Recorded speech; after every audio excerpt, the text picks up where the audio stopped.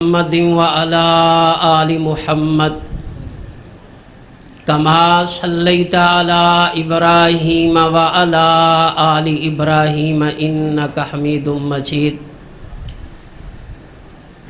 اللهم بارك على محمد وعلى آل محمد كما باركت على إبراهيم وعلى آل إبراهيم إنك حميد مجيد. أما بعد فأعوذ بالله السميع العليم من الشيطان الرجيم. بسم الله الرحمن الرحيم. شہر رمضان الذی انزل فیہ القرآن. ہر قسم کی حمد و ثنا، ہر قسم کی کبریائی، بڑائی، برتری اللہ وحدہ لا شریک کے لیے. کروڑہا درود و سلام امام الانبیاء رحمت للعالمین صاحب قرآن جناب محمد الرسول اللہ صلی اللہ علیہ وآلہ وسلم کی ذات کے لیے مختصر حمد و ثنا اور درود و سلام کے بعد انتہائی قابل احترام بزرگوں، بھائیوں اور خصوصاً آج کی اس مجلس کے وہ معزز بچے کہ جنہوں نے، یا آپ اس طرح سمجھیں کہ جن کے والدین نے اپنے بچوں کو اللہ کے قرآن کے لیے ان کا انتخاب کیا. اصل میں یہ نصیب اور مقدر کی بات ہے، اور یہ ذالک فضل اللہ کا فضل ہے، اور یہ انتخاب بھی اللہ کی طرف سے ہے. میں اس کی مثال اس طرح دیا کرتا ہوں کہ ہمارے پیارے نبی جناب محمد الرسول اللہ صلی اللہ علیہ وسلم نے ایک دعا فرمائی. وہ دعا کیا تھی؟ اللہم اعز الاسلام. اللہ اسلام کو عزت دے دے، اللہ اسلام کو شان دے دے، مقام دے دے. آپ سرکار نے دو نام لیے. ایک نام لیا حضرت عمر بن خطاب رضی اللہ تعالی عنہ کا، اور دوسرا نام لیا ابو جہل کا. اب یہ نصیب اور مقدر کی بات ہے. دعا رسول اللہ صلی اللہ علیہ وسلم نے کی، اور دعا کے بعد انتخاب اللہ کی ذات پہ چھوڑ دیا.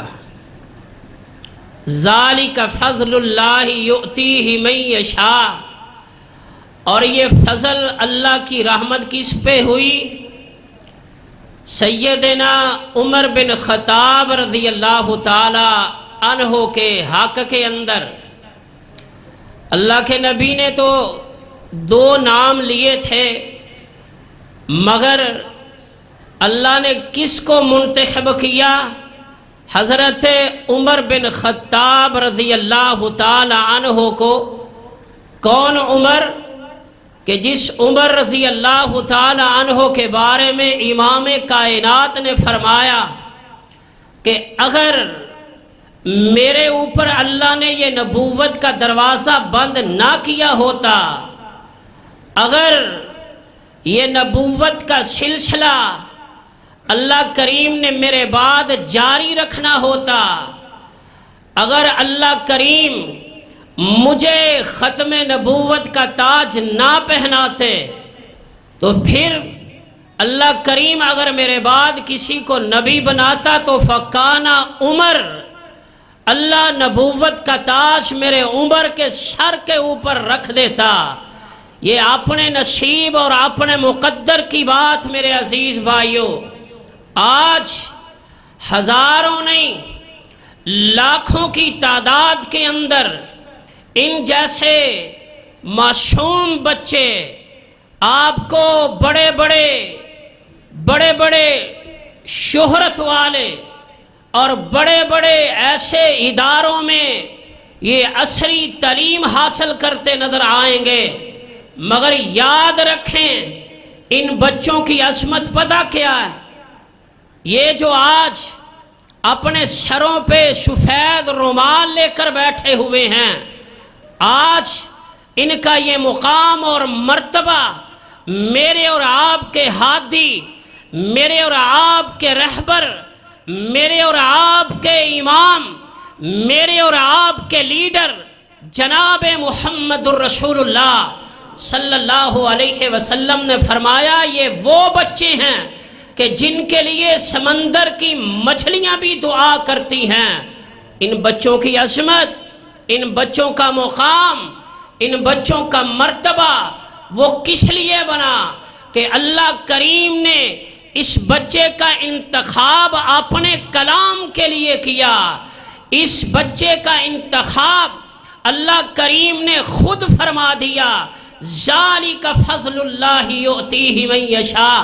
اور میں جب شیخ بچوں کی دستار بندی کر رہے تھے تو یقینی بات ہے واللہ اللہ میرے والد محترم کی قبر کو جنت کا باغیچہ بنائے، مجھے اپنا وہ وقت یاد آ رہا تھا۔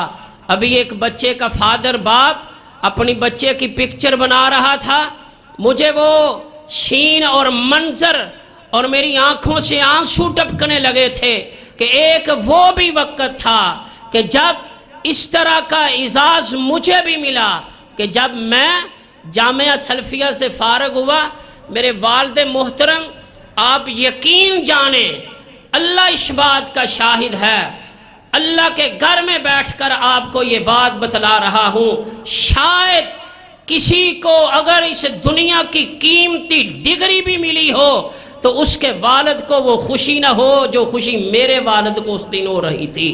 اور میرے عزیز بھائیو، آؤ اپنے بچوں کو اس قرآن کے لیے خاص کریں۔ ابھی میں پچھلے دنوں اسلام آباد گیا، میرے ایک عزیز ادھر ہاسپٹل میں داخل تھے، آپ کو اس تعلیم کا فائدہ بھی بتلا دوں۔ وہ بزرگ اسی وارڈ کے اندر داخل تھے جدھر میرا عزیز داخل تھا۔ 10 منٹ گزرے، بزرگ کی عمر ہوگی کوئی 70-80 کے قریب، وہ بزرگ اللہ کو پیارے ہو گئے۔ آپ یقین جانیں میرے عزیز بھائیوں، اللہ اس بات کا شاہد ہے کہ جب اس باپ کی روح نکل گئی کوئی بچہ اس کے پاس نہیں تھا۔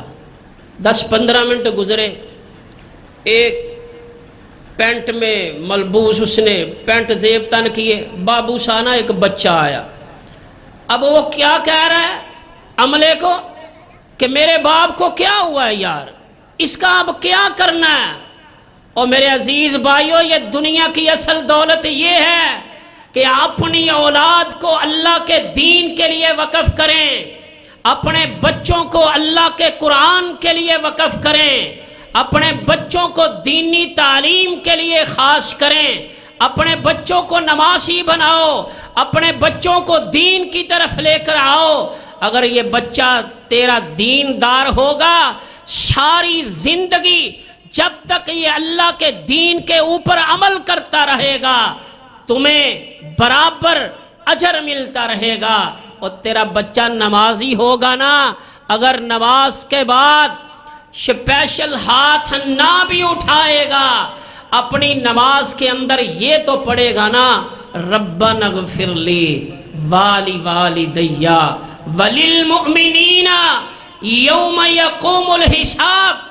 میں نے اس بدبخت بیٹے کو دیکھا، کیا کرنا ایسی دولت کو، کیا کرنا ایسے سرمایے کو، کیا کرنا ایسی تعلیم کو کہ اب وہ عملے کو کہہ رہا ہے کہ اب اس کا اگلا کیا پروجیکٹ ہوگا، کیا اس کا اگلا مرحلہ ہوگا۔ باپ بیڈ کے اوپر مردہ حالت کے اندر پڑا ہوا ہے، اس کو یہ بھی نہیں پتا کہ اس کو کیا کرنا ہے۔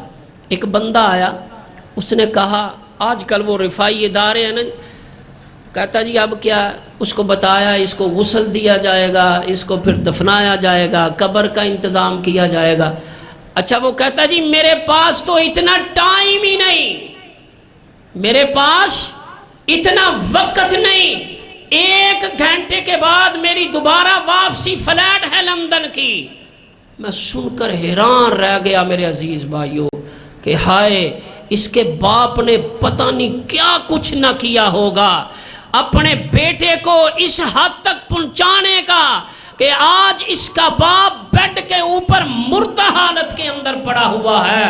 اور مجھے اپنے والد محترم کا آخری وقت یاد آ گیا۔ اور میرے عزیز بھائیوں آؤ اپنے لیے، اپنی اولاد کو قرآن کے لیے خاص کریں۔ میں اپنے والد محترم کے پاس تھا، جمعے کا دن تھا اور ہے بھی جمعے کا ٹائم تھا، کارڈیالوجی میں داخل تھے۔ میرے والد محترم مجھے کہنے لگے بیٹا مجھے نا پانی پلاؤ۔ میں نے کہا ابو جی پانی ڈاکٹر نے منع کیا۔ کہتے یار مجھے پانی پلاؤ، آکسیجن لگی ہوئی تھی۔ میں یہ آپ کو دین کی برکت بتلانے لگا ہوں میرے عزیز بھائیوں، اگر یہ بچہ تیرا دیندار ہوگا، قرآن کا حامل ہوگا، جب تک یہ قرآن پڑھتا رہے گا اللہ کے فضل سے تیری قبر بھی منور ہوتی رہے گی اور تجھے برابر اجل ملتا رہے گا۔ میں نے کہا ابو ڈاکٹر نے پانی منع کیا، کہتے یار یہ آکسیجن اتار دو۔ میں نے کہا ابھی ڈاکٹر صاحب آتے ہیں میں ان کو بتلاتا ہوں کہ میرے والد محترم کو تکلیف ہو رہی۔ غصے کے ساتھ نا وہ آکسیجن اتار دی اور فوری طور پر زبان حرکت میں آئی۔ میں نے غور کیا اس طرح، یہ میرے بازو کے اوپر والد محترم کا سر تھا، تو میں نے کان قریب ہی کیا، آواز کیا آئی رب اغفر ورحم وانت خیر الراحمین۔ میں نے دیکھا وہ حدیث کے اندر ہے، علماء موجود ہے کہ نیک بندے کی موت کی یہ نشانی ہے کہ جس طرح یہ چھوٹے چھوٹے سفید موتی ہوتے ہیں نا، اس طرح پسینہ آئے گا پیشانی پہ۔ میری نظر پیشانی پہ پڑی تو میں نے کیا محسوس کیا، میں نے کہا اب آخری وقت ہے، یہ جو چھوٹے چھوٹے پسینے کے قطرات ہیں نا، تو میری زبان بے ساختہ یہ الفاظ آئے یا ایتھا النفس المطمئنہ ارجعی الی ربک راضیۃ مرضیہ۔ اور میرے عزیز میرے بھائی ان بچوں کی قدر کیا کر، ان بچوں کی عزت کیا کر، واللہ میرے اور آپ کے تیم پیر و مرشد جناب محمد الرسول اللہ صلی اللہ علیہ وسلم نے فرمایا خیرکم من تعلم القرآن وعلمہ، ان سے بہتر کوئی نہیں۔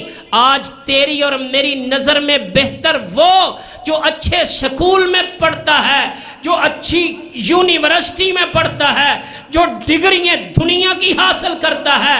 آج تیری اور میری نظر میں اچھا بچہ وہ جو اچھا بزنس مین بن جائے، جس کو اچھی نوکری مل جائے اور جو اچھی تنخواہ لے کر گھر آئے، نہ میرے بھائی، اچھا وہ جس کو میرے اور آپ کے ہادی صاحب قرآن جناب محمد الرسول اللہ صلی اللہ علیہ وسلم نے فرمایا خیرکم من تعلم القرآن وعلمہ، بہتر وہ ہے جو قرآن پڑھے اور پھر پڑھائے۔ تو میرے عزیز بھائیوں ان بچوں کی عزت کیا کرو، ان بچوں کی قدر کیا کرو، ان کو یہ نہ کہا کرو یہ تے مولوی نے انہاں دی کیڑی خیر ہے، جڑا گھروں فارغ ہے اس بچے نو مدرسے پا دیو یا کسے کاری کول چھڈ دیو، جڑا سب تو نکما بچہ۔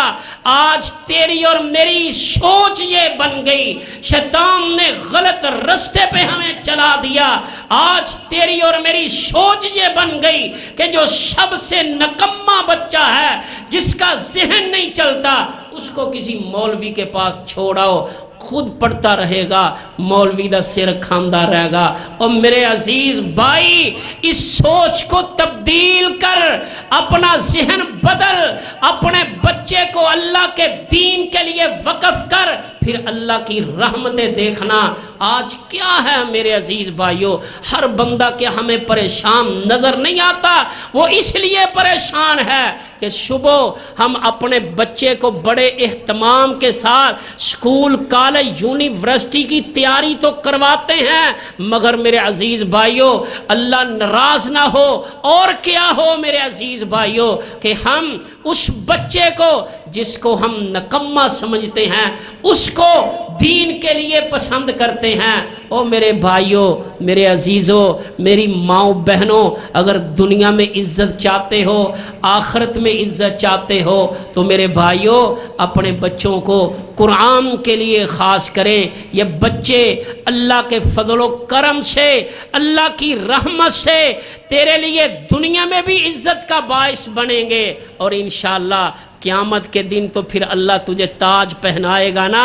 کس لیے کہ یہ ایک حافظ قرآن کا باب ہے، اور حافظ قرآن اللہ اکبر، اللہ کے پیغمبر، میرے اور آپ کے ہادی، میرے اور آپ کے رہنما جناب محمد الرسول اللہ صلی اللہ علیہ وسلم نے فرمایا کہ اللہ حافظ قرآن کو کہیں گے قرآن پڑھتا جا، جنت کی سیڑھیاں چڑھتا جا۔ یہ ہے اس کا مقام میرے عزیز بھائیوں، ان کی قدر کیا کرو، اور قرآن کے ساتھ میرے بھائیوں اپنا رشتہ ناتا جوڑو۔ اور آج کی یہ محفل میرا آپ کو یہ پیغام ہے، اور میں دعوت فکر دوں گا کہ اللہ کا ایک مہمان آ رہا ہے ہمارے پاس، اور مہمان بھی وہ کہ جس کے بارے میں خالق کائنات نے فرمایا شہر رمضان الذی انزل فیہ القرآن، رمضان المبارک کا مہینہ وہ بابرکت مہینہ کہ جس مہینے کے اندر اللہ نے قرآن کو نازل کیا۔ اور یہ قرآن اور رمضان یہ بہت میرے عزیز بھائیوں فائدے والی چیزیں ہیں۔ اللہ کے نبی جناب محمد الرسول اللہ صلی اللہ علیہ وسلم نے فرمایا الصیام والقرآن یشفعان، یہ قرآن اور رمضان کل اللہ کے دربار میں ہماری سفارش کرے گا، ہمارا سفارشی بنے گا۔ الصیام والقرآن یشفعان۔